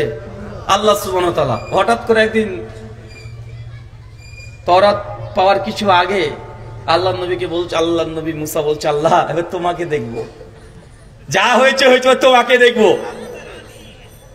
আল্লাহ সুবহানাহু ওয়া তাআলা বলছে, মুসা দেখতে পাবে না। যে না আল্লাহ আমি দেখতে চাই। মুসা বিশ্বাস করো না আমাকে? আল্লাহ বিশ্বাস তো করি, ঈমানের আরো দৃঢ়তার জন্য তোমাকে দেখতে চাই। সূরা আরাফ সূরা 7 আয়াত 143 আল্লাহ বলছে, মুসা লান তারানি, কখনোই তুমি আমাকে দেখতে পাবে না। মুসা সাম জিদ করেই যায়। অবশ্য বাপের কাছে ছেলে জেদ করে যে আব্বা আইসক্রিম খাবো, বাবা বলছে বাবা এখন শীতকাল আইসক্রিম খেতে নেই, ছেলে তাও বলছে আব্বা আমি খাবো, জোর করে চলে যায়। বাবা তখন বলছে যে না আইসক্রিম খেতে হবে না, ঠান্ডা লেগে যাবে। ছেলে বলছে সোয়েটার পরে খাবো। বলে না বাপ যে কোন ঠান্ডা কথা বলছে, বেটা বুঝতে পারে ঠান্ডা লেগে যাবে, সোয়েটার পরে খাবো। তাহলে তো মুসা আলাইহিস সালাম বলছে আল্লাহকে আল্লাহ দেখতে চায়। মুসা আল্লাহ বলছে তুমি দেখতে পাবে না, তাহলে আল্লাহ সুবহানাহু ওয়া তাআলা নূরের তাজাল্লি দেখে স্থির থাকা সম্ভব নয়। তারপর আল্লাহ বলছে ঠিক আছে মুসা আসো, কয়েকদিন পর আসবে, তুর পাহাড়ের দিকে তাকাবে। আল্লাহ জাস্ট আল্লাহ নূরের তাজাল্লি একটু দেখিয়েছে, মুসা আলাইহিস সালাম অজ্ঞান হয়ে নিচে শুয়ে পড়েছে। অথচ আরে পীর সাহেবরা মাঝে মধ্যে আল্লাহকে দেখে, মাঝে মধ্যে দেখে। তাবাক্কাতুশ শাফিঈ প্রথম খণ্ড 167 পৃষ্ঠায় লেখা আছে, শাফি মাযহাবের যারা মুকাল্লিদ, শাফি মাযহাব যারা মানে, তারা বলছে আমাদের ইমাম এত বড় আল্লাহকে 100 বার দেখেছে। কেন? ইমাম আবু হানিফার জীবনীতে লেখা আছে, তারিখে বাগদাদের মধ্যে তার অনুসারীরা লিখেছে যে আমাদের ইমাম এত বড়, তার এত মাকাম, এত মর্যাদা যে আবু হানিফা রাহিমাহুল্লাহ আল্লাহকে 99 বার দেখেছে, আর শাফি এরকম না, তোমাদের ইমাম 99 বার, আমাদের ইমাম 100 বার, সেঞ্চুরি। এখন পাল্লাপাল্লি চলছে। আর যারা পীর তরিকা মানে, পীরদের মধ্যে প্রথম আউয়াল পীর বরফের আব্দুল কাদের জিলানীর আগে বাইজিদ বুস্তামি, নাম শোনা আছে না? তাজকিয়াতুল আউলিয়া দ্বিতীয় খণ্ড 408 নম্বর পৃষ্ঠায় লিখেছে বাইজিদ বুস্তামির মেরাজ। 4 নম্বর লাইনে লিখছে বাইজিদ বুস্তামি একবার দুইবার না, আল্লাহকে দেখেছে 1001 বার। নেন ঠেলা দেখেন এবার, কে বলছে 99 বার, কে বলছে 100 বার, কে বলছে 1001 বার। আরে প্রশ্ন তো এটা, আল্লাহকে কি দেখা যায়? নবী মুসা এত বড় নবী হওয়ার পরে তারপর দেখতে পেলেন না, অজ্ঞান হয়ে পড়ে যায়। আর আপনার দেওয়ানবাগী পীর কিছুদিন আগে তো বলেছিল, রোহিঙ্গা মুসলিমদের উপরে যখন নির্যাতন হচ্ছিল, তার অনুসারে বলছে পীর সাহেব এখন আমাদের কি করা উচিত? আপনাদের ওই ভুড়ি মোটা পীর, ও যা সাইজ, আমরা 4 জন মিলে ও একজন। ও বলছে গত রাতে আল্লাহর সঙ্গে আমার মিটিং হয়েছে, আল্লাহ বলেছে ইন্নাল্লাহা মা সাবিরিন, ধৈর্য ধারণ করো, খুব দ্রুত তোমাদের জন্য সুসংবাদ আসছে। চিন্তা করতে পারছেন? মানে ও মাঝে মধ্যে আল্লাহর সঙ্গে দ্বিধারও করে, কিন্তু নবীরা দেখে স্থির থাকতে পারে না। আমি যখন বসবাস করি ইন্ডিয়াতে, মুর্শিদাবাদ আমার জেলা, আমার জেলা থেকে ওই 8-10 কিলোমিটার পরে নদিয়া পড়ে যায়। নদীর মধ্যে হুগলবাড়িয়া বলে একটা জায়গা আছে, হুগলবাড়িয়াতে একসঙ্গে পরপর দুটো একই জায়গায় দুটো মন্দির আছে, একটা দুর্গা মন্দির, একটা কালী মন্দির। তো প্রচলিত কথা ছোট থেকে আমরা শুনে আসছি, ওইখানে যে মা কালী আছে ওনাকে জাগ্রত দেবী, মাঝে মধ্যে জেগে যায়, হাঁটাহাঁটি করে। তো ছোটকাল থেকে শখ, জাগ্রত দেবী মা কালীকে দেখবো, হাঁটাহাঁটি করে। দেখতে যদিও একটু ভয়ঙ্কর, মানে কালীর 8টা টোটাল রূপ আছে।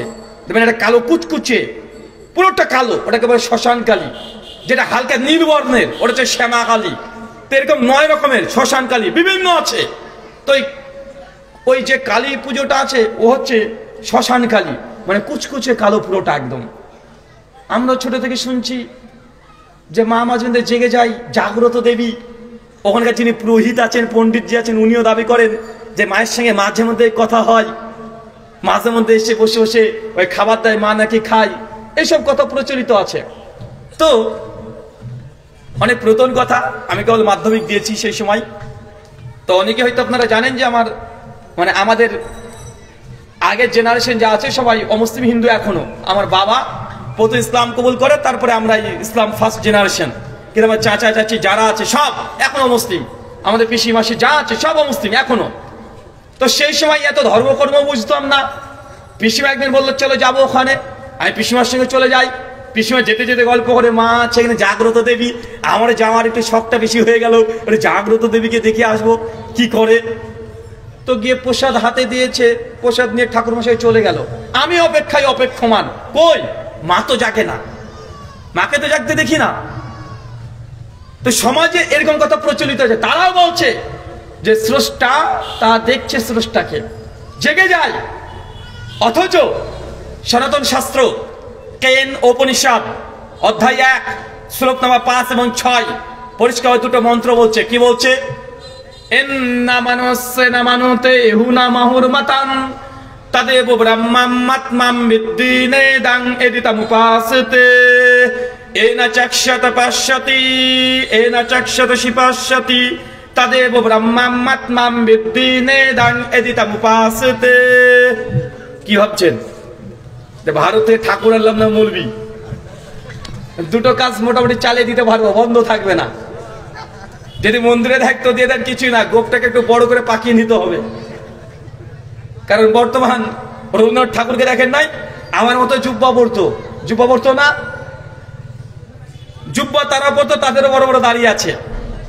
সনাতন শাস্ত্র বলছে এন্না মানুষ মানুষ ইহুনা মাহরুমাতান, যে ব্যক্তি বলে স্রষ্টাকে আমি কল্পনা করতে পেরেছি কমপ্লিটলি, সে কখনো স্রষ্টা হতে পারে না। এনা চাক্ষাত পাশ্যতি এনা চাক্ষাত শিপাশ্যতি। আর যে ব্যক্তি বলে যে স্রষ্টাকে আমি নিজের 2 চোখ দিয়ে স্রষ্টাকে দেখেছি, সে প্রকৃতপক্ষে স্রষ্টা নয়। কেন? যিনি স্রষ্টা হবে তাকে চোখ দিয়ে দেখা সম্ভব নয়। তাই আমি বলেছিলাম, চাই কোনো ঠাকুর হোক আর চাই কোনো মুসলমান পণ্ডিত মৌলবি সাহেব হোক, যেই বলবে আমি আল্লাহ বা পণ্ডিত বা ঈশ্বরকে দেখেছি, এই ব্যক্তি ডাহা মিথ্যা কথা বলছে। ঠাকুরও যা, এই মৌলবিও তাই। এ দুটোই সমান। ওই যে ঠাকুর আর মৌলবীর অনেক মিলও আছে। ঠাকুররা কখনো খুশি হয় জানেন যে তাদের মধ্যে কেউ মারা যায়। কেন? কেউ মারা গেলেই 11 দিনে শ্রাদ্ধ হবে, শ্রাদ্ধ হয় না? কেউ মারা গেলে গীতাকে খতম দিতে হয় তাদেরও, মানে ভাগবত গীতাকে খতম দেয়। আমাদের হুজুরা এই কোরআন খতম দেয় না। খতম মানে কি বলেন তো? খতম মানে শেষ, মানে একদম শেষ করে ফেলে কোরআনকে একদম। মানে আপনাকে যদি দেয় তোকে খতম করে দেবো, মানে কি বোঝায়?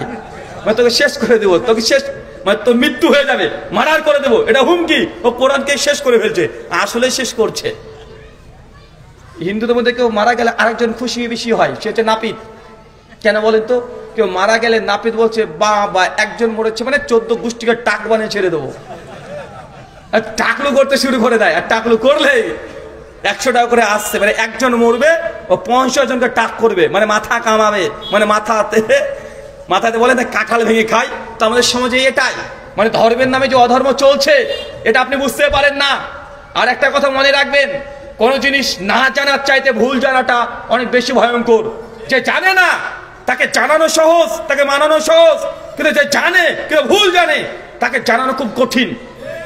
একজন ব্যক্তি যদি কোরআন যদি ছোট থেকে অভ্যস্ত না হয় পাঠ করতে, আমি দেখেছি অনেক চাচাদেরকে বয়স 50-60 হয়ে গেছে, সূরা ফাতিহা যখন পড়ে এমন ভাবে পড়ে মনে হচ্ছে যে মঙ্গল গ্রহ থেকে ফাতিহা নাজিল হয়েছে। এখন ওই 50 বছর চাচাকে যদি পৃথিবীর শ্রেষ্ঠকারী শেখ সুদেশকে নিয়ে এসে দেন আর চাচাকে বলতেন যে চাচা সুদেশের কাছ থেকে ফাতিহাটা শিখে নেন, সুদেশের মৃত্যু হয়ে যাবে, চাচার ফাতিহা কমপ্লিট হবে না। কেন? কেন জানে কিন্তু ভুল জানে। ও যতই শিখুক এই বলার সময় তার জিহ্বা ওইভাবে কাজ করবে। তো না জানার চাইতে ভুল জানা বেশি ক্ষতিকর। চলেন কয়েকটা আপনাকে দেখাই। আচ্ছা বলো তো যুবকরা, 14 ফেব্রুয়ারি কি রে? লজ্জা পাচ্ছে এরা, সব আল্লাহর ওলি বসে আছে এরা। 14 ফেব্রুয়ারি কি? Valentine day.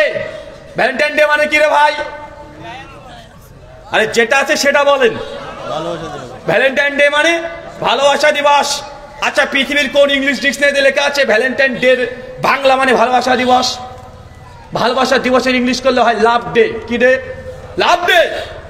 অর্থাৎ বিশ্ব ভালোবাসা দিবস ইংলিশ ইন্টারন্যাশনাল লাভ ডে বা ওয়ার্ল্ড লাভ ডে, এটাই তো হয়। তো ভ্যালেন্টাইন ডে এটা কিভাবে, কোন গ্রামার দিয়ে? এর বাংলা মানে হয় ভালোবাসা দিবস রে ভাই। তাহলে এটা ভুল তথ্য চলছে না? আরে ভ্যালেন্টাইন ডে এটা খ্রিস্টানদের একটা ধর্মীয় উৎসব। এ বিষয়ে পরবর্তী সময় আলোচনা করা যাবে। আচ্ছা চাচা বলেন তো আজ কয় তারিখ? 27 তারিখ। এই যে 25শে ডিসেম্বর এটা কি দিন? আরো জোরে বলেন, কি দিন? বড়দিন। মাশাআল্লাহ, 25শে ডিসেম্বর বড়দিন। আচ্ছা যুবকরা বলো তো টাইমের দিক থেকে বড়দিন কয় তারিখকে বলা হয়? সবচেয়ে বেশি বড়দিন কোনটা? 21 বা 22শে জুন। তো 25শে ডিসেম্বর কিও বড়দিন হলো রে ভাই? আচ্ছা দুনিয়াতে সবচেয়ে দিন ছোট কয় তারিখে হয়? 22শে বা 23শে ডিসেম্বর। যে লিপিয়ার হয় 23-24শে ডিসেম্বর। তার মানে বলতে গেলে দুনিয়ার সবচেয়ে ছোট দিন সেটা কয় তারিখ? 23শে ডিসেম্বর। চাচার মাথার উপর দিয়ে চলে যাচ্ছে। চাচা শীতের সময় দিন ছোট হয় না বড় হয়? শীতের সময় দিন ছোট হচ্ছে না? শীতের সময় কি বড়? রাত বড়। আর গরমে কি বড়? দিন বড়, রাত ছোট। তো ডিসেম্বর মাস চলছে, এখন কি ছোট দিন না বড় দিন? তো 25শে ডিসেম্বর ছোট দিন না বড় দিন? আরে 25শে ডিসেম্বর তো সবচেয়ে ছোট দিন, কিন্তু মানুষ বলছে বড় দিন। মানে বুঝতে পারলাম না আমরা। চাচা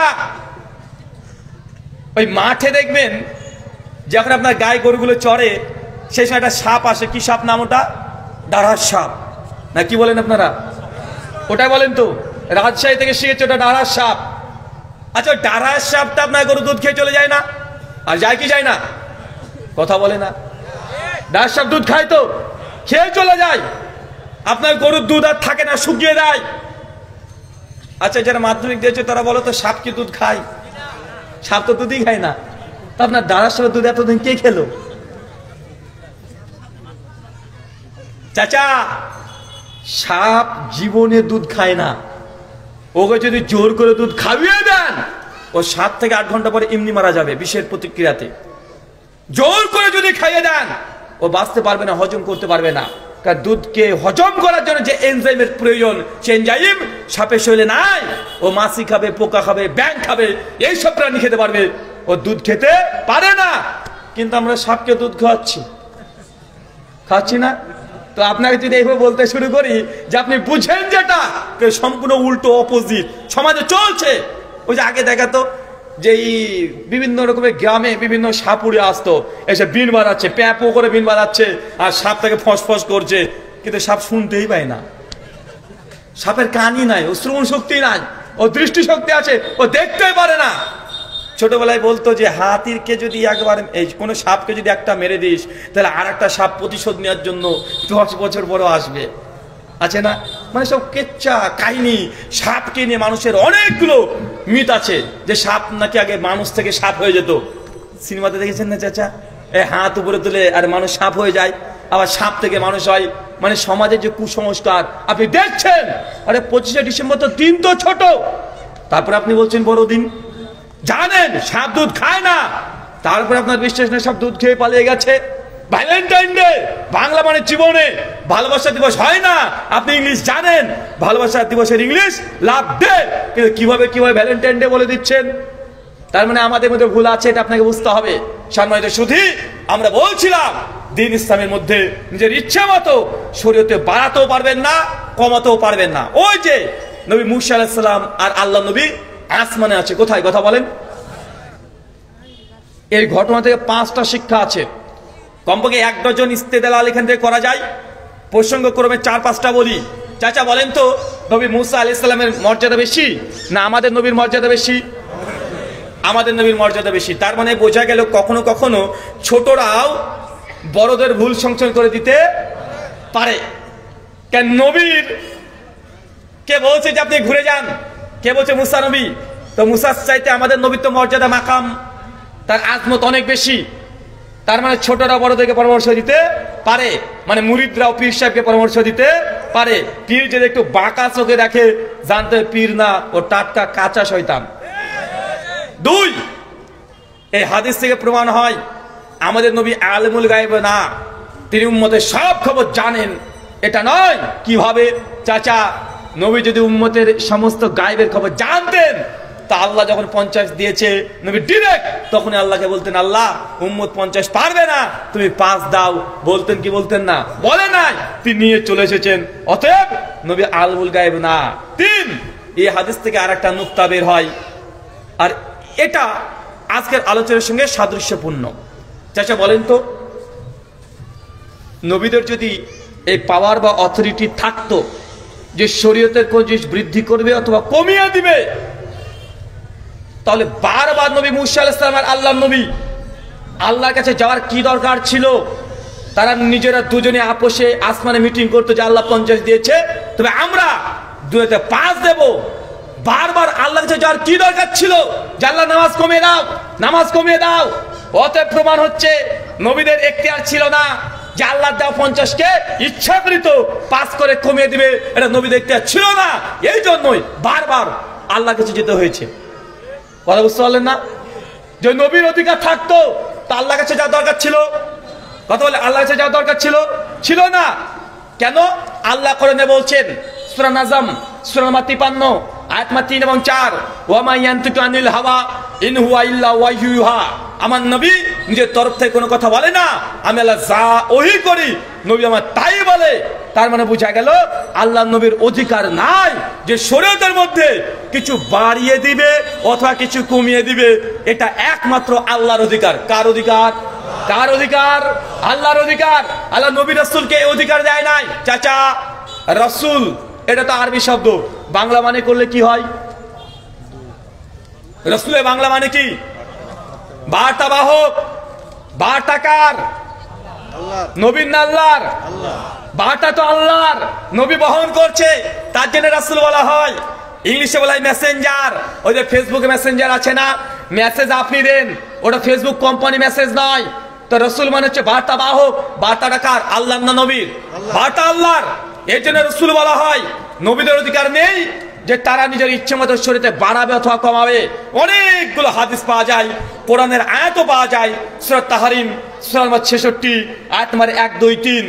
আল্লাহর নবীর স্ত্রীরা পরিকল্পনা করেছিল নবী আসবেন আর আমরা বলবো নবীর মুখ থেকে গন্ধ বের হচ্ছে।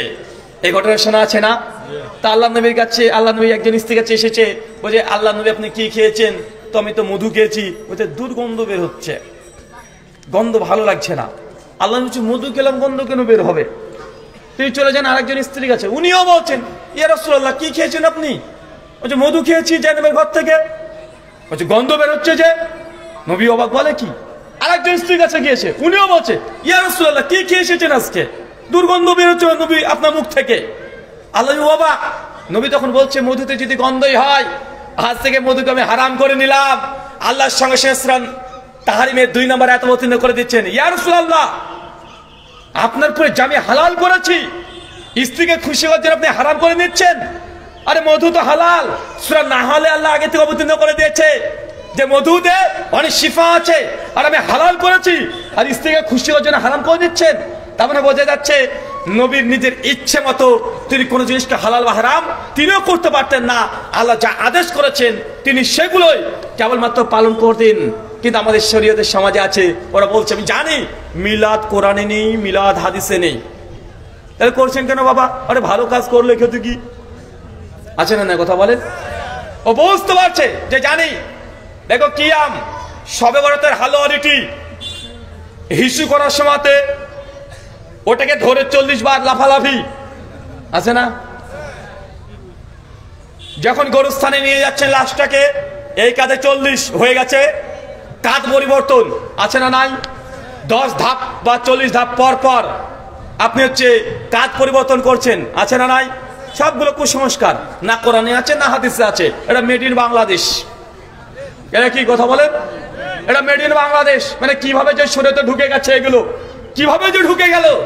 আপনার মনে করছেন এগুলোই ধর্ম, এগুলো ইসলাম, অথচ কোরআন বা সুন্নাহর কোন পৃষ্ঠাতে এই আমলগুলো পাওয়া যায় না। তাই আপনাদের উদ্দেশ্যে আমার এই কথা, শরীয়ত যদি মানতে হয় যতটুক আল্লাহ নবী থেকে প্রমাণিত ততটুকুই মানেন। এর বেশি করবেন গুনাহ হওয়ার সম্ভাবনা আছে, গুনাহ হবে। কম করবেন তবু গুনাহ হওয়ার সম্ভাবনা আছে। আমার কথা বা মেসেজ কি বুঝতে পারছেন আপনারা? আমি আমার দিকে টানছি না, আমি বলছি যে নবী যতটুকু করেছেন ততটুকু করেন। মা আতাকুম রাসূলু ফাখুযুহু ওয়া মা নাহাকুম আনহু ফান্তাহু।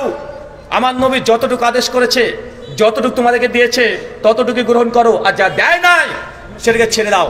সূরা হাশর সূরা 59 আয়াত নম্বর 7, সূরা ইবনে মাজাহ হাদিস নাম্বার 1 এর শেষ অংশ। একজন প্রশ্ন করেন, প্রশ্ন উত্তর দেব না চলে যাব?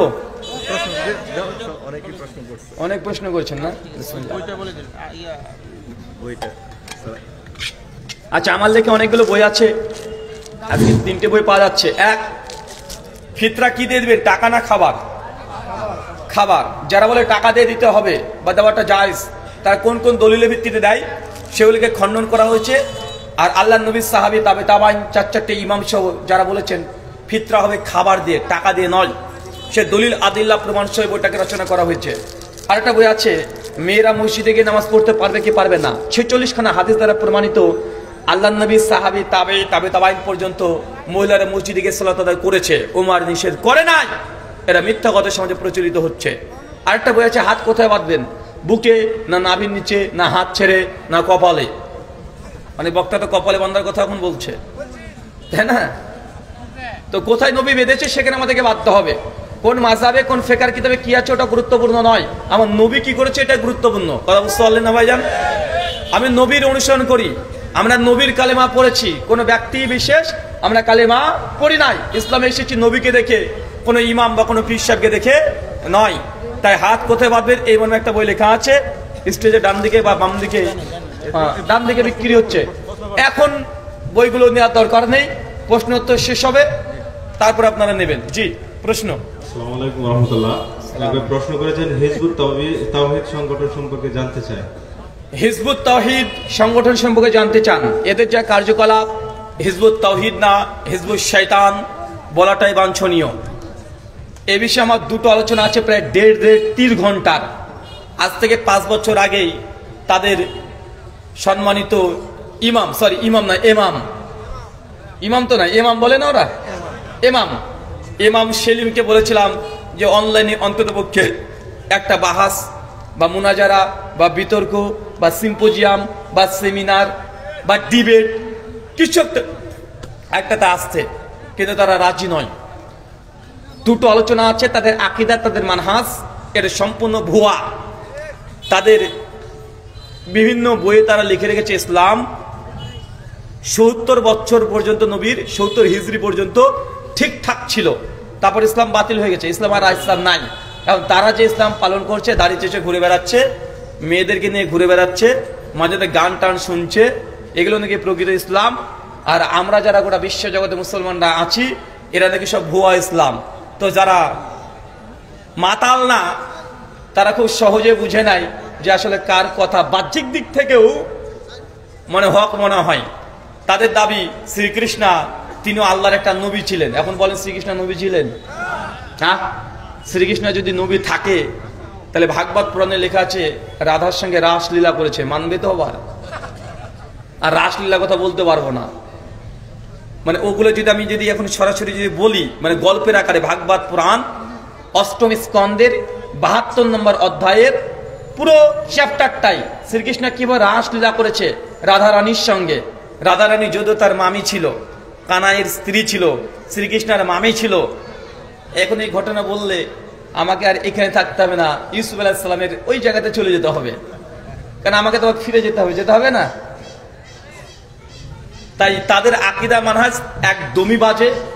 দাজ্জাল বলতে আধুনিক সভ্যতা, তার একটা বই রচনা করেছে, আরো ভয়ঙ্কর মিথ্যা কথা। তো ওই আলোচনা দুটো শুনবেন ইউটিউব থেকে, অ্যান্সার পেয়ে যাবেন। জি, দ্বিতীয় প্রশ্ন। একবার প্রশ্ন করেছেন আহলে হাদিসরা নাকি কালিমা মানে না। একজন প্রশ্ন করেছেন আহলে হাদিসরা কালিমা মানে না। ভাই, কালিমা যে কারা মানে না আর কালিমাকে যে কাটছাট করেছে আপনাকে তো দেখিয়েছি না? হ্যাঁ, কিছু কিছু আহলে হাদিসরা বলেছে কালেমায়ে তৈয়বা কোনটা, বাঙালি বুঝেনি। প্রশ্ন ছিল যে কালেমায়ে তৈয়বা কোনটা, লা ইলাহা ইল্লাল্লাহ না লা ইলাহা ইল্লাল্লাহ মুহাম্মাদুর রাসূলুল্লাহ। তো কিছু কিছু আহলে হাদিসরা বলেছে কালেমায়ে তৈয়বা বলতে একটি পবিত্র কালিমা, সেটা লা ইলাহা ইল্লাল্লাহ, যেটা সমস্ত নবীদেরই কালিমা ছিল। আর যে নবী এসেছে তখন তার নামটা যুক্ত হয়েছে। তো কালেমায়ে তৈয়বা বা কালেমায়ে তাওহীদ লা ইলাহা ইল্লাল্লাহ, এটা দিয়ে কখনো আমরা অস্বীকার করছি না যে মুহাম্মদ রাসূলুল্লাহ কালেমার সঙ্গে বলা যাবে না। আচ্ছা, আজকে আমি আলোচনা খুতবার সময় আমি শাহাদাত কালেমা পাঠ করেছি না, ওয়াশহাদু আল্লা ইলাহা ইল্লাল্লাহু ওয়াহদাহু লা শারীকা লাহু ওয়া আশহাদু আন্না মুহাম্মাদান আবদুহু ওয়া রাসূলুহু। আহলে হাদিসের যতজন খুতবা পড়ে সবাই এই কালেমা বারবারই পড়ে। গোটা আলোচনা শোনার দরকার নেই, আলোচনা প্রথমে খুতবা যেটা হয় ওটা শুনলেই যারা অভিযোগ করেছে তারা যে মিথ্যুক, মিথ্যাবাদী, এটা প্রমাণ পেয়ে যাবেন। এর জন্য গাছের উপরে উঠে ফল খাওয়ার দরকার নেই, নিচে দাঁড়িয়ে থাকেন, ফল নিচেই পড়বে। আমরা কালেমা পড়ি না, তাহলে কিভাবে বলে যে কালেমা স্বীকারই করে না? তবে হ্যাঁ, একথা বললে আমার উপর আবার আপনি খোঁজে যাবেন। মৌলানা আশরাফ আলী থানভীর কাছে তার মুরিদ একবার এসেছিল, এসে বলছে মে এক আজ রাত মে খাব দেখা থা, মানে একটা স্বপ্ন দেখেছি। কি? যে স্বপ্নের মধ্যে আমি জিকির করছি লা ইলাহা ইল্লাল্লাহ লা ইলাহা ইল্লাল্লাহ, তো মুহাম্মদ রাসূলুল্লাহ মেরে জবান সে নিকলতে হি নেই, মানে বেরই হচ্ছে না। তো কি বের হচ্ছে? বলছে লা ইলাহা ইল্লাল্লাহ আশরাফ আলী রাসূলুল্লাহ। বলে নাউজুবিল্লাহ মিন জালিক। এখন তোমাদের কালেমা কি বাবা? আল ইমদাদ 23 নম্বর পৃষ্ঠা পরিষ্কার হবে লিখেছে যে রাত্রে তার মুরিদ স্বপ্ন দেখছে যে লা ইলাহা ইল্লাল্লাহ মুহাম্মদ রাসূলুল্লাহ বলতে পারছে না, যতবারই রাসূলুল্লাহ বলতে হচ্ছে মুহাম্মদ রাসূলুল্লাহ, ততবার জবান সে নিকাল গায়া আশরাফ আলী রাসূলুল্লাহ। নে নেওয়ার তোমার কালেমা কি? আশরাফ থানভীর কাছে সে বলছে যে শেষ এ খাব মেনে দেখা। আশরাফ থানভী বলছেন যে মেরে मोहब्बत मेरे से तुम मोहब्बत करते ऐसी ही बाहर से, মানে তুমি যে আমাকে ভালোবাসো বাহ্যিকভাবে এটার এটা বহিঃপ্রকাশ, মানে সমর্থন দিচ্ছে। বলছে না ওই তুই শিরক করে ফেলেছো, তুমি দ্রুত কালেমা আবার পাঠ করো, তওবা করে ইস্তেগফার পাঠ করো। আর স্বপ্নে তো তোমাকে শয়তান এসে তোমাকে কালেমা দেখিয়ে দিয়েছে। কথাকে বুঝতে পারলেন? তার মানে এই যে স্বপ্ন দেখেছে এটা কি কোন আল্লাহর ওলির মানে স্বপ্ন না শয়তানের? আরো আছে লা ইলাহা ইল্লাল্লাহ, চিশতি রসুল্লাহ, শিবলি রসুল্লাহ, এগুলো বলতে গেলে মুসলিম উম্মার মধ্যে সমস্যা তৈরি হয়।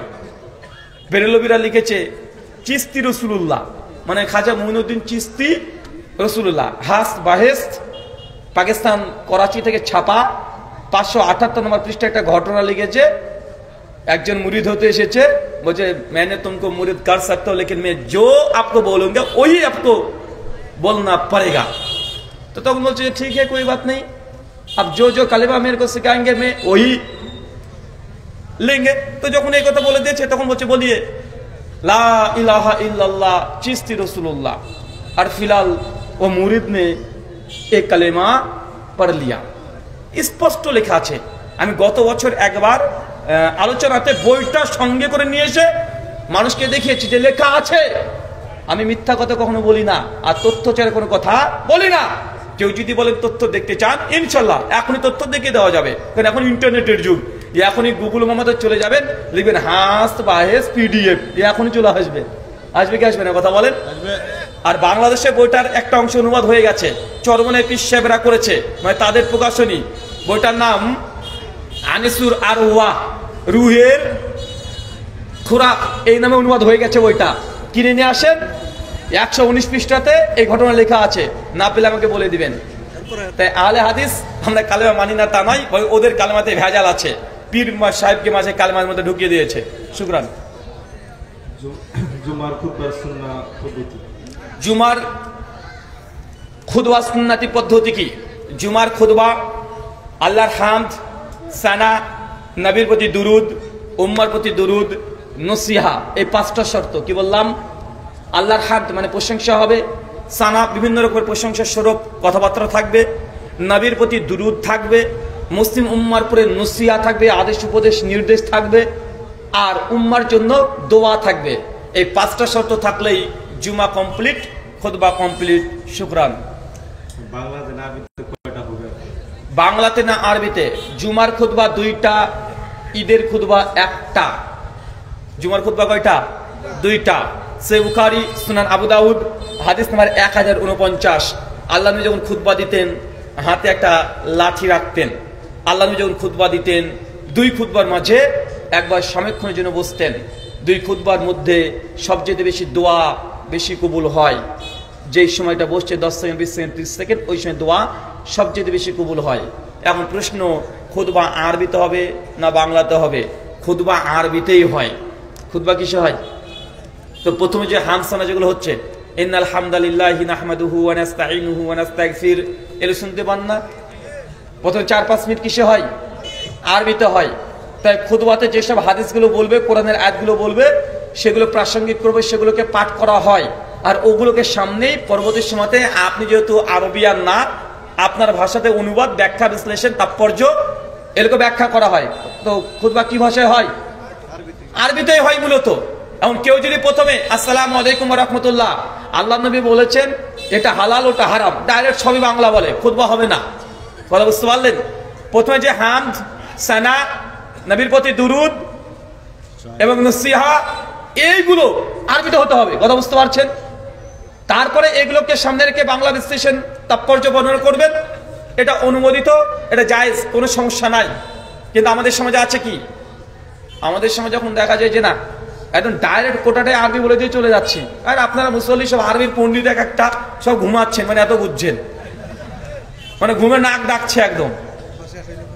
জি, ধর্মনিরপেক্ষ মতবাদ ইসলামের সমর্থন করে? শুনতে পাইনি। ধর্মনিরপেক্ষ মতবাদ ইসলাম সমর্থন করে কিনা? ধর্মনিরপেক্ষ মতবাদ বা সেকুলারিজম, এটা ইসলাম সমর্থন করে কি করে না? সেকুলারিজম পৃথিবীতে 5 কোয়ালিটির চলে। ব্রিটেনের secularism, American secularism, Indian secularism, Bangladeshi সেকুলারিজমের মধ্যে পার্থক্য আছে। শব্দ এক, কিন্তু গুণ এবং মান, কাইফিয়ত তাদের মধ্যে ভিন্নতা আছে। সেকুলারিজম বা ধর্মনিরপেক্ষতা মতবাদ বলতে কি বুঝায়? সেই সময় যেটা তৈরি করেছে যে আমরা ধর্মনিরপেক্ষ, মানে আমরা কোনো ধর্মকে মানি না, এটা অ্যাথিস্ট পজিশন। কথা বুঝতে পারছেন? যে কোনো ধর্মকে মানি না আমরা, এটা হচ্ছে অ্যাথিস্ট পজিশন, এটাকে ধর্মনিরপেক্ষ মতবাদ বলা হয়। পরবর্তী সময় থেকে মডার্ন আমেরিকান তারা করলে কি, যে ধর্মনিরপেক্ষ এটা যে আমরা কোনো ধর্মকে অস্বীকার করি ব্যাপারটা এমনটা নয়, এবং তারা সংজ্ঞা পরিবর্তন করে দিয়েছে। অক্সফোর্ড ডিকশনারি দেখবেন, সেকুলারিজমের তারা বলছে যে আমরা সব ধর্মকে সম্মান করি, কথা বুঝতে পারছেন? সব ধর্মকে সম্মান করি, কিন্তু আমি আমার ধর্মকেই পালন করব, সব ধর্মকে সম্মান করব। তারপরে আরো কিছুদিন পর এর সঙ্গে একটা পরিবর্তন ঘটানো হয়েছে যে ধর্ম নিরপেক্ষ বা সেকুলারিজম মানে আমাদের রাষ্ট্রের সব ধর্মই চলবে, একজন মানুষ চাইলে সব ধর্মই পালন করতে পারে। মানে মুসলমান আপনি কুরবানির দিনেও যাবেন, দুর্গাপূজার উৎসবে যাবেন, এটাকে সেকুলারিজম বলছে। কথা কি বুঝতে পারছেন? তো সেকুলারিজম নিয়ে বর্তমান বিশ্বে কোনটা যে সেকুলারিজম, এই ধরনের 5 ধরনের সেকুলারিজম পাওয়া যায় বিশ্বের ওয়েস্টার্ন কান্ট্রিগুলোতে। আর কোরআন মাজিদ সূরা আলী ইমরান সূরা নম্বর 3 আয়াত নম্বর 19 আল্লাহ বলছেন ইন্নাদ-দীনা ইনদাল্লাহিল ইসলাম, আল্লাহর কাছে গ্রহণযোগ্য একমাত্র লাইফস্টাইল বা জীবন ব্যবস্থা সেটা ইসলাম। ইসলাম ছাড়া অন্য কোনো দিন, ইসলাম, মতবাদ আল্লাহ গ্রহণ করবেন না। সূরা আলী ইমরান আয়াত নম্বর 85। শুকরান। হিল্লা বিবাহ সম্পর্কে জানতে চাচ্ছি। হিল্লা বিয়ে সম্পর্কে জানতে চাচ্ছেন? লে খেলা বাংলাদেশে এই কদিন থেকে চলছে হিল্লা, একদিকে আর একটা চিল্লা, দুই পার্টি নিয়ে মারামারি। একজনকে হিল্লা করছে এটা নিয়ে মারামারি, আবার টুঙ্গিতে চিল্লা নিয়ে মারামারি। তাবলিগ জামাত ভাইয়েরা মারামারি করছে না, একে অপরকে মারছে না। 4-5 জনকে নাকি হত্যা করে দিয়েছে, কয়েকশো জন নাকি একদম হসপিটালে ভর্তি করে দিয়েছে, মানে মেরেছে এখানে আর লাশ পড়েছে কোথায়? হসপিটালে। মানে আশ্চর্য, এরা নাকি মুসলমান। সহিহ বুখারীর 31 নম্বর হাদিস, একজন মুমিন যদি একজন মুমিনকে যদি হত্যা করে, দুজনই জাহান্নামে যাবে। কোথায় যাবে কথা বলেন? দুজন কোথায়? জাহান্নামে। আর এরা মনে করছে যে মানে কারবালার ময়দানে শহীদ হয়ে গেলাম। দুজনই তাবলিগ, সাতপন্থী জুবারপন্থী। অতএব ভারতের সাতপন্থী জুবারপন্থী বা সাত জুবার কি আপনার বাংলাদেশের না? কোথাকার? ভারতের। অর্থাৎ সাতপন্থী জুবারপন্থী ভারতে কোনো ঝামেলা নাই, যা ঝামেলা সব বাংলাদেশে। দেওবন্দি বেরলবি দুটোই ভারতে, উত্তরপ্রদেশে, কোনো ঝামেলা নাই। একটা বেলা বসে আমরা খাওয়া দাওয়া করি, কিন্তু যা ঝামেলা সব বাংলাদেশে। তাবলিগ জামাত সৃষ্টি হচ্ছে ভারত থেকে। কোথা থেকে? হরিয়ানা, মিওর শহর থেকে। কিন্তু অথচ ঝামেলা চলছে বাংলাদেশে। আমাদের ইন্ডিয়াতে কোনো সমস্যাই নাই। ইন্ডিয়াতে আমি যদি 50টা প্রোগ্রাম করি, তার মধ্যে ধরে রাখবেন কমপক্ষে 22 থেকে 25খানা প্রোগ্রাম হানাফি, দেওবন্দি, বেরেলভি, সুন্নিদের প্রোগ্রাম। এদেরই প্রোগ্রামে বেশি থাকি, মানে 50-50%। ঝামেলা কেউ হয় না। আমি বক্তব্য দিয়ে চলে যাই, পিসে পরে সে মুনাজাত করে দিয়ে চলে যাই, আমাকেও বলে না, ওরা করা আলোচনা, দিনই আলোচনা হবে, এক স্টেজে সবাই থাকি। কিন্তু বাংলাদেশে বাপ রে বাপ, মিজানুর রহমান আজারি কজন হুজুরকে ডেকে একটু খাওয়িয়েছে। এখন সবার যেসব হুজুরগুলো তার দাওয়াতে সাড়া দিয়েছে, তাদের সবার বউ এখন মোটর তালাক হয়েছে না ভাই? মানে আশ্চর্য রে ভাই, আপনারা মানুষ না পাই আমার। আর সব আমাদের ইন্ডিয়াতে দেওবন্দি বলেন, বেরেলভি বলেন, জামাত ইসলামী বলেন, যা ফিরকা সব কোথাকার? আজমির শরীফ কোথায়? ইন্ডিয়া। জামাত ইসলামী সেই সময়কার বলেন আবুল আলা মওদুদী, অখণ্ডীয় ভারতের সেই সময় হায়দ্রাবাদে তিনি জন্মগ্রহণ করেছিলেন। পরে সে ভারতের সাথে পাকিস্তানে চলে যান, তাই কিন্তু জন্মস্থান কোথায়? ভারত। তাবলিগ জামাত ভারত। তবে কাঁদেনি শয়তান, ও ভারতের, ও শয়তানটাও ভারতের। মানে ভারত হচ্ছে ডিস্ট্রিবিউটার পয়েন্ট, মূল জায়গা ওখানে আছে। আপনারা সব হোলসেল করে দিয়েছে, আমরা আপনারা মারামারি করছেন। আর হেডকোয়ার্টার সব শান্ত। দেখবেন নেতা মন্ত্রী তারা একসঙ্গে, বিএনপি, আওয়ামী লীগ যাই বলেন না কেন, যতই যা বলেন না কেন, ওই একসঙ্গে তারা চা বিস্কুট উপর বলে খাচ্ছে। কিন্তু এই মাঠে ঘাটে মার খাচ্ছে পাবলিকরা। তা আপনাদের সেই দশা। জুবাইরপন্থী, সাতপন্থী ইন্ডিয়াতে কোনো সমস্যা নেই, কোনো মারামারি নেই, দুজনের মধ্যে দাওয়াতি কাজ কাম করছে। আর বাংলাদেশে এরা মারামারি করছে, বলছে সাতপন্থীকে, মৌলানা সাদকে ঢাকায় ঢুকতে দেবো না। অথচ ওরা দেখেন দিল্লিতে গিয়ে, পাকিস্তানে গিয়ে বসে বসে গল্প করছে আরামসে। এগুলো সব এরা জাতেও মাতাল, তালেও ঠিক নাই। জি, ও হিল্লা ভে মূল বিষয়টা আউট হয়ে গেছে। সহিহ সুনান তিরমিজি 1520 নম্বর হাদিস, ইবনে মাসউদ থেকে রিওয়ায়াত বর্ণনা আছে, যে হিল্লা করে যাকে দিয়ে করানো হয় দুজনই আল্লাহর পক্ষ থেকে লানত। আর নবী বলতেছেন, ইবনে মাজাহ হাদিস, এরা হচ্ছে ভাড়াটিয়া সার। কি বলেন তো? ভাড়াটিয়া সার। আচ্ছা, তালাকের মাসালা না বোঝার জন্য এই হিল্লা প্রথাগুলো শুরু হয়ে যায়। আর তালাকের মাসালা খুব জটিল, অনেক আলেমই বুঝে না তালাকের মাসালা, ভয় পেয়ে যায়। ফারাজের মাসালা, তালাকের মাসালা আলেমরাই বুঝে না, জনসাধারণ তো দূর কিবা। আচ্ছা, আপনাকে তালাকের মাসালা সংক্ষিপ্ত বলি, শোনেন। এক মজলিসে 3 তালাক দিবেন না। কি বললাম? যত রাগ হয়ে যাক, এক মজলিসে 3 তালাক, 100 তালাক, তোর মাকে তালাক, তোর 14 গোষ্ঠীকে তালাক, এইসব কথা বলা যাবে না। কথা বুঝতে পারছেন? আমার একটা কিউট বয় আছে বাংলাদেশের, নাম কি জানেন? জি, উনি বুঝাচ্ছেন যে আহলে হাদিসরা 3 তালাককে 3 তালাক বলে না, 1 তালাক বলে। হানাফি ভাই, আমরা হানাফিরা 3 তালাককে আমরা 3 তালাকই বলি। তো এখন ও ধরন দিচ্ছে কিভাবে জানেন? এই যে মাসে 1 2 3 বলেন তো কয়টা মানলাম? 3টা। লেগেছে কয়টা? 3টা। বলছে কিন্তু আহলে হাদিসরা বলে 1টা। কেন? 3 বার তালাক দিলে বলে 1 তালাক পড়েছে। আমার কি ভাই সুন্দর বলেছে না? তার লজিক, তার যুক্তি ঠিক আছে না? তো আমি বলেছিলাম আমার কিউট ভাইকে যে আচ্ছা শেষ করে দেন।